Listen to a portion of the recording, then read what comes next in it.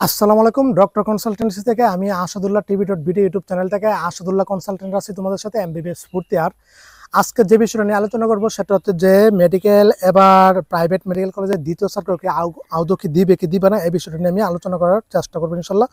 তো তোমরা দেখো যে আমি আসলে কয়েকদিন যাবত এই কন্টেন্ট দিতে পারিনি, একটু দৌড়াদৌড়ি ব্যস্ততার মধ্যে ছিলাম। আর বাসায় আসছি আমি ঈদের রাত্রে, কিন্তু বাসায় আসছি আমি আসলে ইন্ডিয়ান এক আঙ্কেল তার মেয়েকে ভর্তি করাতে চাচ্ছে।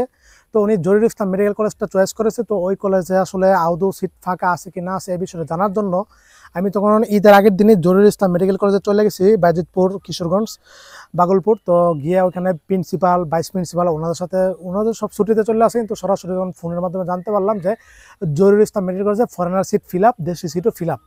তো যাই হোক, তো বিষয়টা হলো যে সেকেন্ড সার্কুলার কী আপডেট, কী লেনদেন, আর এই বিষয়টা আজকে তোমাদেরকে বিস্তারিত আলোচনা করব। দেখো, সরকারি বা চাচ্ছে, মন্ত্রণালয় চাচ্ছে মানে মেডিকেল অ্যাডমিশনের দ্বিতীয় সার্কুলার না দেওয়ার জন্য, বুঝতে পারছো, কিন্তু স্বাস্থ্য অধিদপ্তর চাচ্ছে দ্বিতীয় সার্কুলার দেওয়ার জন্য। এই বিষয়টা এখানে সমস্যা। তো দেখো, অলরেডি কিন্তু ক্লাস শুরু হয়ে যাবে 17 মানে জুন। হ্যাঁ, 17 জুন থেকে আজকে অলরেডি হচ্ছে তোমার 8 তারিখ। হ্যাঁ, 8ই জুন, তার মানে তোমার আজকে অলরেডি 8 তারিখ। হ্যাঁ, 8ই জুন। তো সেকেন্ড সার্কুলার 17 তারিখে ক্লাস শুরু হলে তোমাদের 9 দিন পর থেকে ক্লাস শুরু। তো সেকেন্ড সার্কুলার যদি ক্লাস নীতিমালাতে আরেকটা বিষয় লেখা আছে যে ক্লাস শুরু হয়ে যাওয়ার পরে প্রাইভেট মেডিকেল কলেজে কোনো ভর্তি কার্যক্রম চলবে না, স্পষ্টভাবে লেখা আছে নীতিমালাতে, বুঝতে পারছো, বিজ্ঞপ্তিতে, নীতিমালাতে। গতবার এটা লেখা ছিল না। গতবার ক্লাস শুরু হওয়ার 1 মাস পরে হয়েছে দ্বিতীয় সার্কুলার দিচ্ছিল, 3 মাস পরে হয়েছে তৃতীয় সার্কুলার দিচ্ছিল, বুঝতে পারছো বিষয়টা। তো এবার এমনি যদি ওনাদের দেওয়ার নিয়ত থাকতো তাহলে এটা ঈদের আগে দিয়ে দিত, বুঝতে পারছো। ভর্তি কার্যক্রম কিন্তু কত তারিখে শেষ? 25 তারিখে কিন্তু ভর্তি কার্যক্রম শেষ, বুঝতে পারছো। 25শে মে কিন্তু ভর্তির সম্পূর্ণ কার্যক্রম শেষ হয়ে গেছিল যাদের ওয়েটিং থেকে ভর্তির। তাহলে যদি ওদের দেওয়ার নিয়ত থাকতো তাহলে তুমি দেখো 25 থেকে নিয়ে জুনের 5 তারিখ পর্যন্ত সময় ধরো। জুনের আমি 5 তারিখ না, আমি 4 তারিখ পর্যন্ত ধরলাম, এখানে মোটামুটি 10-12 দিন সময় ছিল। ওনাদের যদি দেওয়ার নিয়ত থাকতো তাহলে কিন্তু ওনারা সার্কুলার দিয়ে দিত, বুঝতে পারছো। আর ঈদের পরে ক্লাস শুরু হয়ে যাবে, তখন তো আরো আগে দিবে না, বুঝতে পারছো, তখন তো আরো অনেক কাহিনী করবে। আমরা দেখলাম যে প্রাইভেট মেডিকেল কলেজগুলিতে মোটামুটি 600-র মতো সিট ফাঁকা ছিল, কিন্তু অবশেষে আবার তোমরা অনেকে জানতে পারছো যে ভাই 600 থেকে 400 কিভাবে হয়ে গেল। এটা একটা লজিক আছে। বিষয়টা হলো, যাদের আবেদন করছিল, মেডিকেল কলেজে নাম আসছিল কিন্তু ভর্তি হয়নি নির্দিষ্ট সময়ে, তখন ওরা চাইলে কিন্তু এখন যদি ওই সব মেডিকেল কলেজে সিট ফাঁকা থাকে ওরা চাইলে কিন্তু ভর্তি হতে পারবে, ভর্তি নিয়ে নিবে। পোর্টালে এন্ট্রি দেওয়া যায় ওদের, বুঝতে পারছো। যেমন আমি নিজেই একটাকে ভর্তি করে দিয়েছি, ওই 1.5 মাস আগে নামার ছিল কিন্তু ভর্তি হতে পারিনি টাকার সমস্যার কারণে। অবশেষে যখন কলেজ কর্তৃপক্ষের সাথে কথা মতো বললাম, হিউজ পরিমাণ টাকা কমায় মোটামুটি হিউজ পরিমাণ টাকা কমাইছি। একটা 1 লাখ আর 2 লাখ না, মোটামুটি 10-12 লক্ষ টাকা কমাই দিছি। তো কথা বললা কি করছি, ভর্তি অবশ্যই নিয়ে নিছি। কেননা কলেজ কর্তৃপক্ষ দেখছে একটা সিট ফাঁকা যাবে, সিট ফাঁকা আছে মাত্র 2 থেকে 3টা, তখন যাচ্ছে যে ফাঁকা থাকার চেয়ে ভালো না ভর্তিটা নিয়ে নেই, তখন ভর্তি নিয়ে নিছে। এখন তো ভর্তি এন্ট্রি দিতে হবে ওয়েবসাইটে, পোর্টালে। হ্যাঁ, পোর্টালে এন্ট্রি দেওয়া যায়, সমস্যা নাই, সিট ফাঁকা আছে যেহেতু। সুতরাং এভাবে যারা ভর্তি হয়নি ওরাই এখন চাইলে সিট ভর্তি হচ্ছে, বিদায় সিটগুলি ফিল আপ হয়ে যাচ্ছে মোটামুটি। এটার জন্য আগে শুনছো 700 ফাঁকা আছে, এখন শুনতেছো 400 পিছড়েছে, এরকম, বুঝতে পারছো। তো দ্বিতীয় সার্কুলার আদৌ কি দিবে কি দিবে না এটা এখনো বলতে পারতেছে না, সিদ্ধান্ত নিতে পারতেছে না। তাছাড়া যদি দেই, ঈদের পরে হয়তো ক্লাস শুরু হওয়ার পরে সার্কুলার দিবে, আবেদন চলবে, তারপর আবার ভর্তি কার্যক্রম চলবে। তো মোটামুটি এখানে জুলাই মাস চলে যাবে, বুঝতে পারছো, যদি দেই। এবার সার্কুলার দিলে 1 মাস পরে দেখ, 2 মাস পরে দেখ, 3 মাস পরে দেখ, যেন দেই, এ দোয়া করো। এখনো শত শত স্টুডেন্ট, ছাত্রছাত্রীরা কান্নাকাটি করতেছে। ওদের মানে কি বলতাম, ওদের যে কি একটা কষ্ট আছে এটা বলার ভাষা নাই।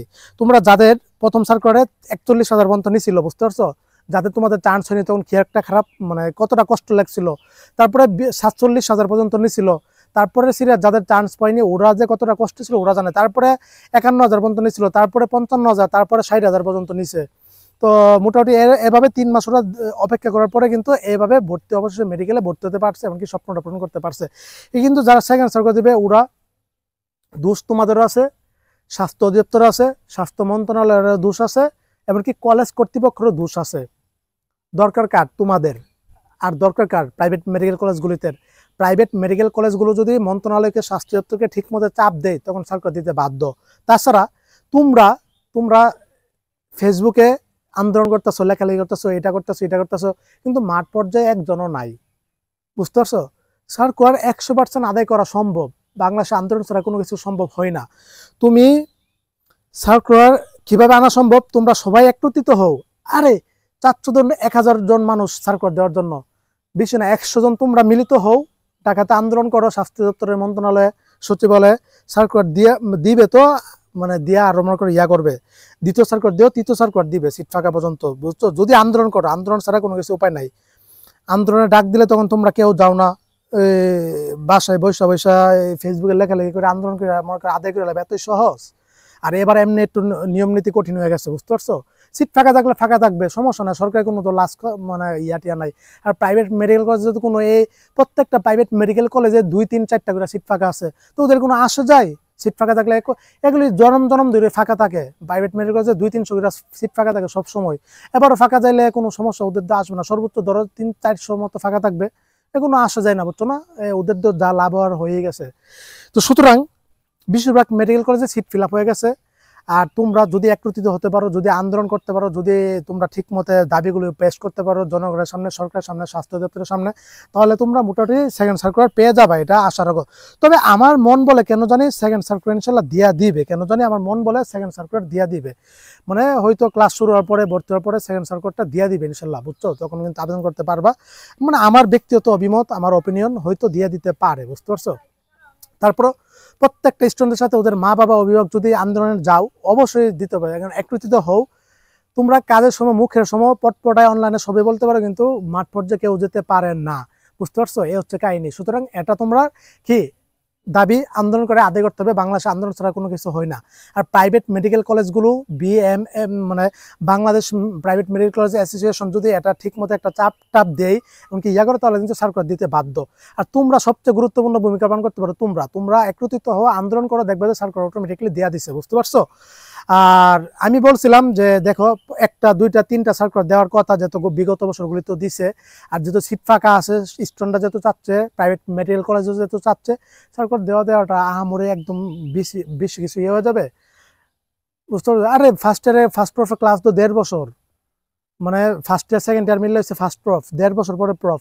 তো ওরা এদিক দিয়ে কয়েকটা ক্লাসের জন্য আহামরি কি মিস হয়ে যাবে? হ্যাঁ, তো এগুলি আহামরি কিছু না, বুঝতে পারছো? তো সরকারের কাছে, কর্তৃপক্ষের কাছে, অধিদপ্তরের কাছে, স্বাস্থ্য মন্ত্রণালয়ের কাছে, এমনকি স্বাস্থ্য অধিদপ্তরের কাছে অনুরোধ রইল দ্বিতীয় সার্কুলারটা দিয়ে দেওয়ার জন্য। স্টুডেন্টদের উপকার হবে, দেশবাসীর উপকার হবে, ছাত্ররা তাদের স্বপ্নটা পূরণ করতে পারবে।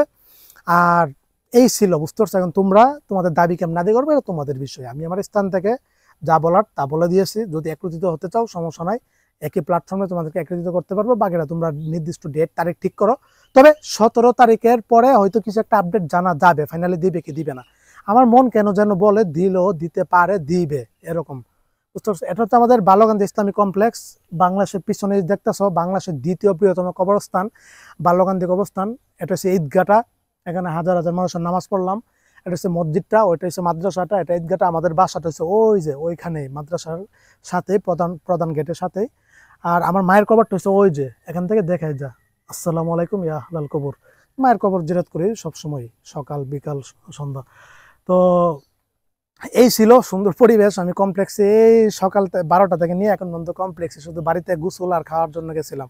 তাছাড়া আমি বাসায় আসলে কমপ্লেক্সে থাকি, চকটক আছে আশেপাশের, এগুলিতে যায়, প্রকৃতির প্রেমিক যেহেতু, সাহিত্যিক যেহেতু, এগুলিতে সময় কাটাই, বুঝতে পারছো? তো আমি একটু কন্টেন্ট দিতে পারিনি, আমি মারাত্মক ঝামেলাতে ছিলাম, বুঝছো? অনেক হয়রানিতে ছিলাম, দৌড়ের উপর ছিলাম, অনেক কাজ করেছি। ইনশাল্লাহ পরবর্তীতে কোনো এক কন্টেন্টে বলে দিব ইনশাল্লাহ। এই আমার জীবনের সবচেয়ে বড় সাফল্যের কথাটা, এমনকি এটা আসলে আল্লাহ তাআলা যা দিয়েছে, কোটি কোটি শুকরিয়া। এই অল্প বয়সে এত কিছু যে আল্লাহ তাআলা দান করছে, যেটা বলার ভাষা নাই। এটা আমি পরের এক কন্টেন্টে বলে দিব। নরসিংদীর মাটিতে এক নতুন বিপ্লব ঘটতে যাচ্ছে, এক নতুন ইতিহাস ঘটতে যাচ্ছে। সেই ইতিহাসের ইনশাল্লাহ একজন হয়ে ইনশাল্লাহ থাকবো, এমনকি ডাক্তার হওয়ার স্বপ্নের সাথে জড়িত থাকবে ইনশাল্লাহ। স্টুডেন্টদের পরবর্তী যারা ডাক্তার হবে, যারা মেডিকেলে পড়বে, সেটাতে ইনশাল্লাহ বিশাল বড় এক ভূমিকা পালন করবে ইনশাল্লাহ। আমি ইনশাল্লাহ এরকম একটা বিশাল বড় দায়িত্ব ইনশাল্লাহ নিতে যাচ্ছি। ফাইনালি পরবর্তী আমি কন্টেন্ট তৈরি করব, বুঝছো? এটার জন্য একটু দৌড়াদৌড়িতে ছিলাম। আর কিশোরগঞ্জ ঈদের আগের দিনও ওইখানে ছিলাম। আমি ঈদের দিন রাত্রে 12টা বাজে আসছি। যারা আছে বাতিজি টাতিজি বাবা, মার্কেট করেছি 10-12 হাজার টাকার। এটার জন্য একটু হয়রানিতে ছিলাম, কন্টেন্ট দিতে পারিনি 4-5 দিন। তো এই ছিল, সবাই ভালো থাকো, সুস্থ থাকো, সকলকে ঈদ মুবারক, ঈদের শুভেচ্ছা রইল। মেডিকেলে যারা ভর্তি হচ্ছে, তোমার জীবনের প্রথম ঈদ পালন করলা আজকে, মানে মানে গতকাল, মানে এটাই তোমার জীবনে মেডিকেলিয়ান হিসাবে প্রথম ঈদ পালন করা, বুঝতে পারছো? সবচেয়ে চিন্তামুক্ত টেনশন মুক্ত ঈদ পালন করছে এবার। বাকি 6টা বছর তোমার জীবনে 12টা ঈদ আসবে, যদি এক চান্সে পাস করতে পারো 12টা ঈদ পাবা 6 বছর। তোমার জীবনে সবচেয়ে ডিপ্রেশন প্যারাময় ঈদ থাকবে, ঈদের আনন্দ আর মনের মধ্যে থাকবে না। এটা হচ্ছে সত্য কথা এমবিবিএস এ ঢোকার পরে, বুঝতে পারছো বিষয়টা? তো যাই হোক, সকলের জন্য শুভকামনা রইল। ক্লাস শুরু হয়ে যাবে, সকলের জন্য আরো বিভিন্ন কন্টেন্ট দিব, সমস্যা নাই। এমবিবিএস এর কারিকুলাম সম্পর্কে, সিলেবাস সম্পর্কে, ক্লাস সম্পর্কে, আইটেম, কার্ড, টার্ম, প্রপ সম্পর্কে। তো ভালো থাকো, সুস্থ থাকো, সকলের জন্য অনেক অনেক শুভকামনা রইল। আমি কালকে হয়তো আবার মেডিকেলে শরীয়তপুর রওনা দিব, জাস্ট একটা কাজের জন্য, বুঝতে পারছো? আমার একটা ফাইল আনার জন্য। তো বলছে না যে বিশ্বর বড় একটা দায়িত্ব অর্পণ করতে যাচ্ছি, তো আমার কিছু ফাইল টাইল আনার জন্য কালকে আমি মেডিকেল কলেজে গিয়ে আবার নরসিংদী আইসা করবো ইনশাল্লাহ। আসসালামু আলাইকুম রহমতুল্লাহি ওয়া বারাকাতুহু।